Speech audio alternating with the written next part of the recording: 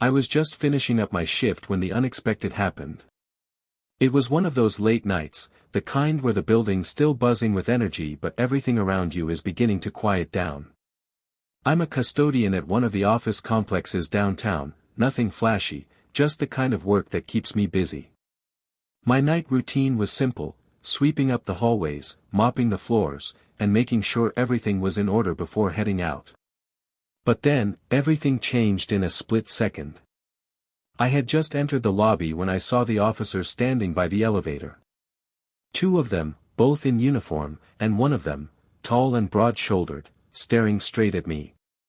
I froze for a second, not knowing what was going on. It was just past midnight, and there hadn't been any issues earlier in the night. The taller officer spoke first, his voice cutting through the silence. "We need to talk to you." My mind raced. Talk to me? For what? I'm just here to clean the place. But I didn't say anything, just nodded as I slowly put the mop bucket down. I could feel the tension in the air, something didn't feel right. One of the officers started walking toward me, his hand resting near his holster. Without warning, I was grabbed, my arms pulled behind my back, and the cold metal of handcuffs snapped around my wrists. My heart was racing now, panic setting in. "What's this about?" I asked, struggling to make sense of it.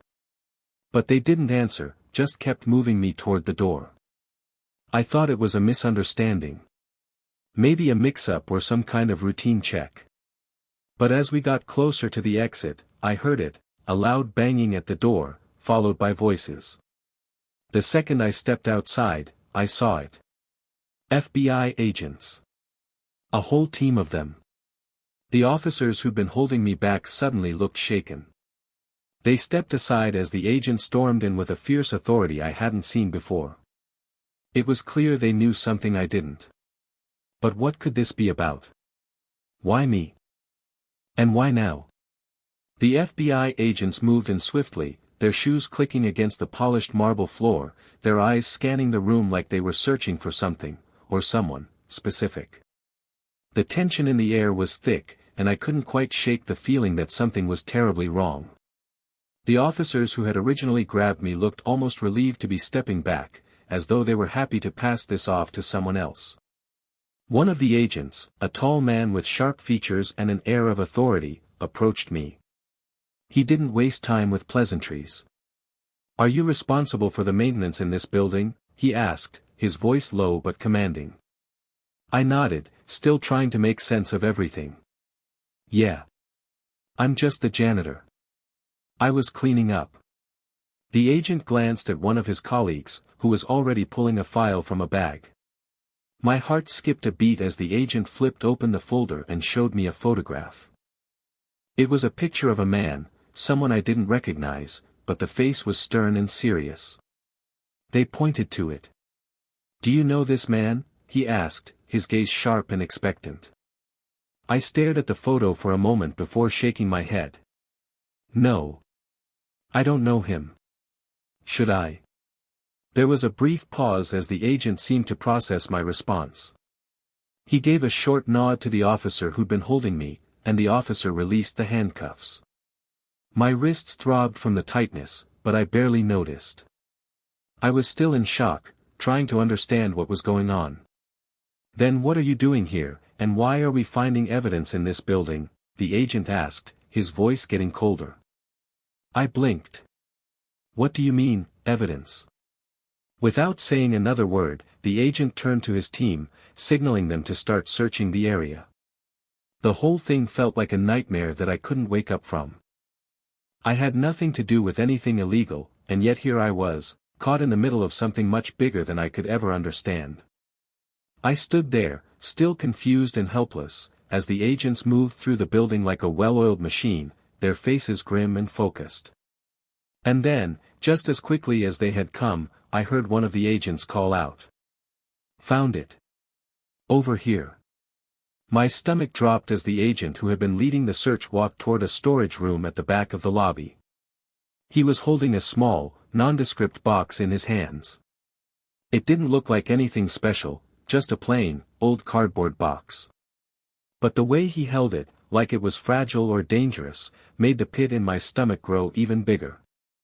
The agent paused at the door to the storage room and looked back at me. "You're going to want to see this." I didn't know what to say, but my legs moved on their own, following him like I was in a trance. What had they found? The thought was gnawing at me, a constant buzz in the back of my mind. As I entered the room, I saw that several of the other agents were already huddled around a set of metal shelves. The shelves were stacked with cleaning supplies, boxes of paper towels, and other mundane items, nothing unusual for a maintenance area. But there, tucked away behind a pile of old supplies, was a large, black duffel bag. The agent holding the box set it down on the shelf and pointed to the duffel bag. "Do you recognize this?" I shook my head slowly. "No. I've never seen it before." "What's inside it?" The agent didn't respond right away. Instead, he moved toward the bag and carefully unzipped it. My heart was racing now, pounding so hard in my chest that I could barely hear anything else. As the zipper slid open, the agents crowded closer, and the atmosphere grew even tenser. The bag was filled with stacks of cash, thick, rubber-banded piles of bills, all neatly stacked, all in denominations that made my head spin. I couldn't believe what I was seeing. My mind was scrambling, trying to piece it together. What was this money doing here, and why did they think I had anything to do with it? "I swear I didn't know this was here," I said, my voice shaky as I took a step back. "I just clean the place. I don't get involved with whatever's going on." The lead agent didn't seem to care about my protests. His eyes never left the pile of money. "Then why is it in your building, and why are you the one here when we uncover it?" A sense of dread settled in my chest. The weight of the situation was starting to crush me. "I don't know anything about this. I don't even know who put it there." The agent leaned in close, his eyes narrowing as he studied my face. "I think you do know more than you're letting on." The agent's words hung in the air like a heavy fog. His eyes drilled into me, searching for a crack, a hint of guilt. I could feel my palms sweating, my throat tight. I had no idea who put that money there. I wasn't involved in anything criminal, not by any stretch of the imagination. Yet, here I was, standing in the middle of a scene that felt more like a setup than a real investigation. "I swear, I don't know what this is about," I repeated, my voice wavering, but the words felt hollow. It wasn't helping. The more I denied it, the more suspicious I seemed. One of the agents, a woman who hadn't said much up until that point, stepped forward and pointed to the box that had been set down on the shelf. "This box was found with the money," she said, her voice cold and methodical. "You might want to take a look at it." I glanced down at the box, the same nondescript cardboard one. It looked so ordinary, so out of place in a moment like this. But when I saw the label on the side, the blood drained from my face. The label read, "Property of Empty Enterprises." I didn't recognize the name, but I knew enough to know that a label like that wasn't just a coincidence. The moment I saw it, my body went cold. Empty Enterprises, that wasn't a company I knew, but it certainly sounded like something shady. And now, with the FBI here and this money tied to it, I felt the pieces of the puzzle start to come together, though I had no idea how they fit. The agent who had spoken earlier looked at me with a raised eyebrow. "Do you know what Empty Enterprises is?" I shook my head, the panic rising in my chest. "No, I don't. I've never heard of it before." He wasn't buying it. His eyes narrowed, and he stepped closer to me, his presence suffocating. "You expect us to believe that? This is your building. You have access. You could have easily been involved." "I'm not." I blurted out, louder this time. "I'm just a janitor. I clean the place. That's it. I don't know who put that stuff there." The agent turned away from me, obviously losing patience. "Then why are you still here? Why are you the one in the spotlight when all signs point to you?" Before I could respond, the woman agent grabbed the box and opened it. Her eyes darted over the contents, documents, files, and what looked like a few blackmail photos, all neatly tucked away inside. My heart pounded. Blackmail? What the hell was going on? The lead agent looked back at me. This isn't just about money, is it? There's something bigger at play here, and you're at the center of it. I couldn't breathe. The walls seemed to close in around me as the reality of the situation began to settle. Blackmail? What kind of operation had I unwittingly walked into? This wasn't just a simple misunderstanding anymore. Whatever this was, it was big, bigger than anything I could have ever imagined. The agent continued to flip through the documents in the box, his eyes scanning them quickly. This is more than just money laundering, he muttered, almost to himself, but loud enough for me to hear. This is organized. These files, these are records of illegal activity, of people being compromised. And it's all tied back here. He waved the papers in front of me like they were damning evidence, and for a moment, I wondered if they were going to arrest me for something I had no part in. My mind raced. Was I caught in the middle of something way over my head? Had I accidentally stumbled across a criminal network during my late-night cleaning shift? Look, I said, my voice strained, I swear to you, I'm just here to clean. I don't know anything about any of this. The words felt almost useless now, as if they had no power to change anything. The lead agent wasn't listening.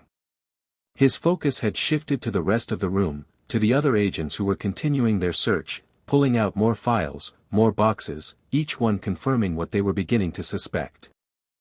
And all of it pointed back to this building. This was no accident. Whoever had orchestrated this had carefully planned it.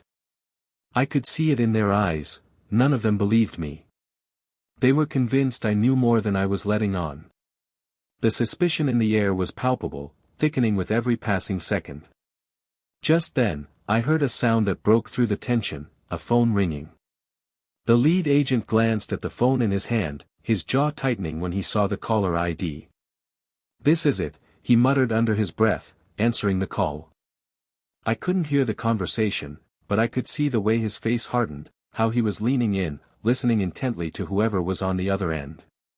He hung up quickly, turning to his team. We need to move fast. They're already on to us. A chill ran down my spine. Who was he talking to?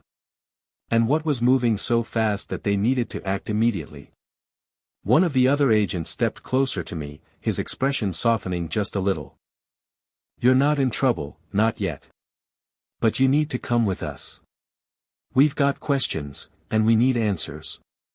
I was about to protest again when I saw the look in his eyes. This wasn't a simple misunderstanding anymore. They weren't letting me go. And in that moment, I realized how deep this went. I was in over my head. But I had no choice. They were taking me with them, whether I liked it or not. They didn't give me a chance to ask any more questions. The agent who had spoken to me before, the one who seemed to be running the operation, motioned for me to follow him. As I moved toward the door, I glanced back at the agent still combing through the building, pulling out more evidence. The reality of what was unfolding around me kept hitting me in waves, each one harder than the last. I was led outside, where a black unmarked van was waiting. The moment I stepped into it, the doors slammed shut behind me, and I found myself in an uncomfortable silence, the hum of the engine and the soft vibrations of the road the only sounds filling the space. The agent who had been closest to me during the entire ordeal sat across from me, his gaze hard and unwavering. You'll be briefed shortly, he said, his tone cold. But you need to understand something. This is not just about the money. It's about people in power, people with influence who are involved in things far worse than you could imagine. I looked at him, trying to make sense of his words. I don't know anything about that. I'm not involved with anyone. I clean buildings. That's it. He didn't respond right away, instead flipping through a set of papers he'd pulled from the box back at the building. It was clear he was looking for something, but I couldn't figure out what. His silence felt like the calm before a storm, the tension building with each passing second. Finally, he spoke again, his eyes locking onto mine.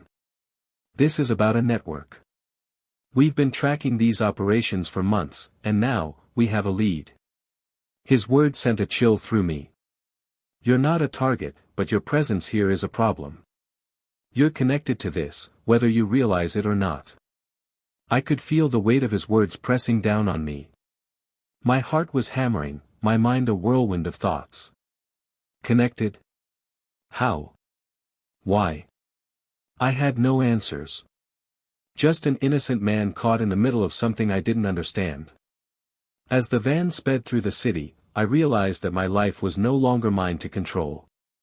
The FBI had taken over, and they weren't letting me go until they got what they needed. What was it they thought I knew? Or was I just a pawn in a much bigger game? The van pulled up to a secure facility, a nondescript building surrounded by high fences and a guard stationed at the gate. The agent didn't say a word as he motioned for me to get out. My legs felt weak, but I managed to follow him inside. As the door to the building closed behind me, I knew one thing for sure: this was just the beginning. Inside the facility, the atmosphere was sterile and cold. The walls were white, the floors were hard concrete, and the fluorescent lights hummed softly above. It felt like something straight out of a thriller movie, but this wasn't fiction, it was happening to me. I was led down a narrow hallway, my footsteps echoing as I walked. I kept my eyes on the floor, trying to block out the growing panic threatening to overwhelm me. Every turn we made felt like it was drawing me deeper into something I had no business being a part of. The agents around me moved with purpose, their eyes constantly scanning, as though they were expecting someone, or something, to pop out at any moment. We stopped at a door halfway down the hall. It was a heavy, metal door, locked with a large steel bolt. The agent who had been guiding me pulled out a set of keys and unlocked it, swinging it open to reveal a small, plain room with a single table and 2 chairs. It looked like an interrogation room from a crime drama. The stark white walls made the space feel smaller than it was, and the air was thick with tension. The agent didn't say anything as he motioned for me to sit down. I obeyed, taking a seat at the table. He didn't follow me immediately, instead standing in the doorway, watching me closely. The silence stretched on, and I could feel my mind unraveling. I had no idea what was coming next. All I knew was that the money, the blackmail, the FBI, it was all connected, and I was caught right in the middle of it. Finally, after what felt like hours, the door opened again, and a man walked in. He was older, with graying hair and a sharp, calculating expression. He wore a suit, but it wasn't the kind you'd see at a corporate office. This man had an air of someone who was used to making deals, to controlling situations. He looked at me without saying a word, his cold gaze appraising me as though I were just another puzzle to solve. He sat down across from me, folding his hands on the table in front of him. "We don't have much time, so I'll get straight to the point," he said, his voice smooth but commanding. "You've been caught up in something much bigger than you think. And right now, your fate depends on how you choose to cooperate." I swallowed hard, feeling the weight of his words. Cooperate? I told you, I don't know anything about any of this. I'm just a janitor. He smiled slightly, but it didn't reach his eyes. The problem is, we know you know more than that.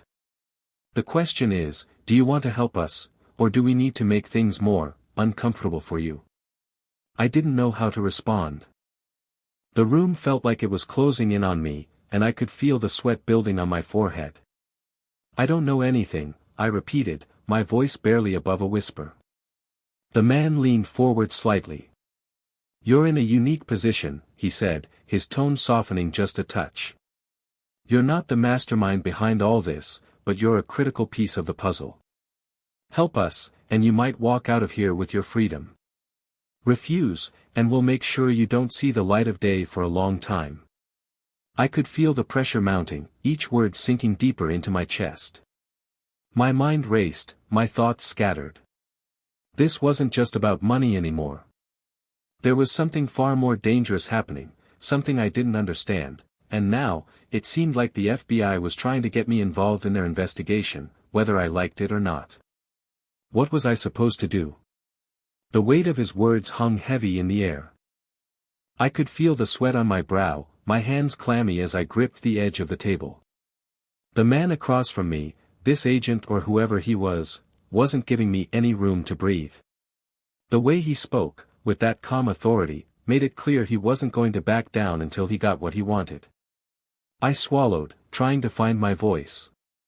I swear to you, I don't know what's going on. I'm just a custodian. I clean. That's all. He didn't flinch, didn't seem bothered by my desperation. He just watched me, his eyes calculating, like he was seeing if I would break. You're not just a custodian, are you? He said slowly. You've been involved in this for longer than you think. You may not be pulling the strings, but you're connected. We've traced the money back to this building, and now we're tracing it to you. I felt my stomach drop. Connected? I didn't understand how. I had spent years working in that building, cleaning up after people, but never involved in anything criminal. There was no way. But the look in his eyes told me he wasn't playing games. He had evidence, something that tied me to all of this. I'm telling you, I have no idea who's behind it, I said, my voice trembling. I just work here. I don't know anything about this money, or these files, or whatever you think I'm involved in. The man leaned back in his chair, his expression softening just a fraction. It was as if he was weighing whether to push me further or give me a break. After a long pause, he spoke again, but this time, his voice was quieter, almost more personal. You're telling the truth, aren't you? He said, his eyes scanning mine for any sign of hesitation. You don't know who's behind this. But you've been caught in the middle of it. And that's why we need your help. My heart pounded in my chest as I tried to wrap my head around what he was saying. Help? How could I help them when I knew nothing? What could I do? He continued, there are people pulling the strings, and they're much more dangerous than anyone you've met. We need information on who's behind all this, and you're our only lead right now. I sat there, frozen. My mind was spinning, trying to make sense of it all. I had never been involved in anything like this. I had worked hard, kept my head down, and tried to stay out of trouble. Now I was tangled up in something far worse than I could have imagined. What do you need from me? I asked, finally finding my voice again, though it felt weak. He stared at me for a long moment, like he was sizing me up, before nodding slowly. Tell us what you know. Even if it's just a small detail, it could be the key to unraveling everything. I wanted to scream that I didn't know anything, that I was just an innocent bystander, but deep down, I knew he wouldn't believe me. Whatever game this was, I was already in too deep. The room seemed to close in around me as I took a breath and leaned forward. I don't know anything about the money or the blackmail. But there was something, there's a name. MT Enterprises. He didn't react immediately, but I saw a flicker of recognition in his eyes. Tell me more about MT Enterprises.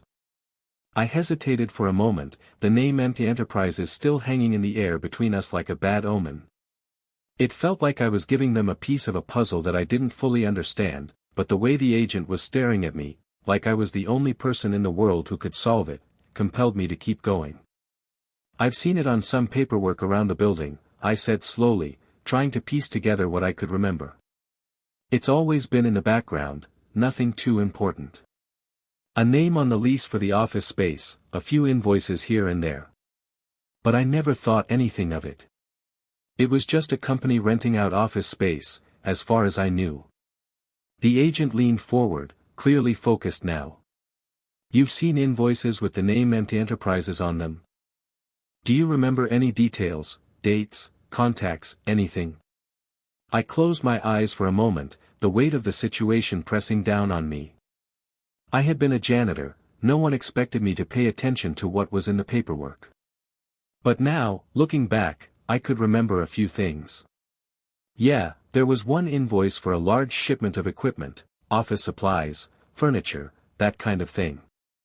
It came in about a month ago. The contact person was. I think it was a man named Michael Torres. The agent's eyes widened slightly at the mention of the name, but he didn't interrupt. I continued, my voice steadier now, the pieces starting to fall into place. I remember because it was a weird delivery. There were no company logos or identifying marks on the crates. Just the name Empty Enterprises on the packing slip. And I overheard one of the other workers talking about how strange it was that the delivery came in after hours, and how the equipment was all signed for by someone who wasn't from our building. The agent immediately pulled out his phone and made a quick call. As he spoke softly to whoever was on the other end, I could tell that my small piece of information had just cracked open something far bigger. My heart raced again, and I tried to steady my breathing, realizing that what I had just given them could change everything. The agent hung up and looked at me, his face serious. We've been tracking Empty Enterprises for a while now.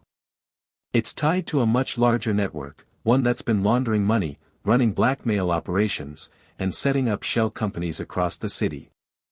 You've just given us the break we needed. I felt a sense of both relief and fear wash over me.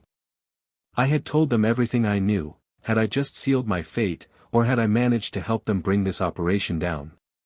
You're not off the hook yet, the agent said, his voice soft but firm. But you've helped. If we can take down Empty Enterprises, we'll be able to clear your name. But you need to stay out of sight for now. We'll contact you when we have more information. I nodded, too overwhelmed to say anything else. As they escorted me out of the interrogation room, I was left with one overwhelming thought: I had been caught up in something far bigger than I could have ever imagined. But I also realized that the truth was now out there, and Empty Enterprises was about to be exposed for everything it really was.